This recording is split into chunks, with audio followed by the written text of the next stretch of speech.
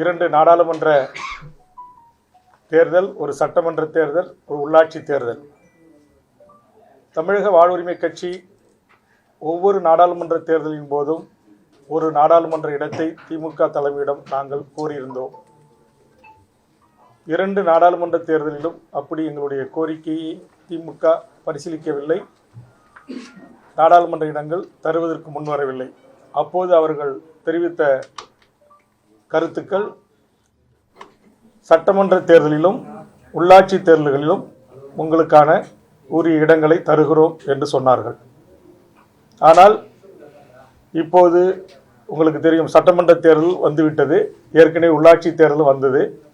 நாங்கள் கடலூர் மேயர் கேட்டோம், துணை மேயர் கேட்டோம், பல ஊராட்சி ஒன்றிய பெருந்தலைவர்கள் பதவிகள் இருந்தும் எங்களுக்காவது சில இடங்களை வேண்டும் என்று கேட்டோம். சில நகரமன்ற தலைவர் பதவிகளை கேட்டோம், சில பேரூராட்சி தலைவர் பதவிகளை கேட்டோம். எதுவுமே எங்களுக்கு கிடைக்கப்பெறவில்லை. இந்த சூழலில் தற்போது நடைபெற இருக்கின்ற இந்த சட்டமன்ற தேர்தலில் தமிழக வாழ்வுரிமை கட்சிக்கு கூடுதல் இடங்கள் வேண்டும் என்கிற கோரிக்கையை நாங்கள் திமுகவின் பேச்சுவார்த்தை குழுவிடம் முன்வைத்திருந்தோம். ஆனால் இந்த நிமிடம் வரையில் கூடுதல் இடங்களை தருகிறோம் என்கிற அந்த தகவல் திமுகவிடமிருந்து எங்களுக்கு கிடைக்கப்பெறவில்லை.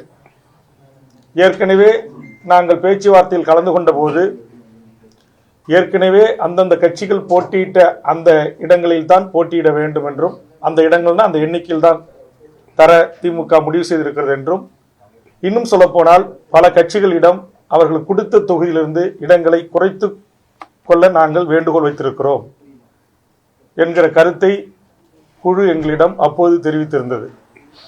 அப்போது நாங்கள் சொன்னோம், நீங்கள் மீண்டும் பரிசீலனை செய்து எங்களுக்கு கூடுதல் இடங்களை தருவதற்கு நடவடிக்கை எடுக்க வேண்டும். எங்கள் கோரிக்கையை மாண்புமிகு முதலமைச்சர் அவருடைய கவனத்திற்கு எடுத்து செல்லுங்கள் என்று சொல்லியிருந்தோம். கூடுதல் இடங்களை கேட்ட அதே நேரத்தில் அதைவிட மேலானதாக தமிழ் சமூகத்தின் மிக முக்கியமான பிரச்சனைகளை ஒரு 10 கோரிக்கைகளாக முன்வைத்து இதை நிறைவேற்றி தருவதை குறித்து எங்களுக்கு உரிய பதில் வேண்டும் என்று கேட்டிருந்தோம்.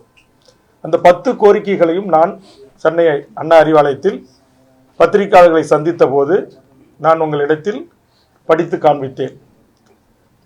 அதை குறித்து நிறைவேற்றுவதை குறித்து எந்த அறிவிப்புகளும் இதுவரையில் எங்களுக்கு கிடைக்கப்பெறவில்லை. ஆக இந்த சூழலில் தமிழக வாழ்வுரிமை கட்சியினுடைய இந்த அரசியல் தலைமைக்குழு ஒன்று கூடி கூடுதல் இடங்களை தரவில்லை.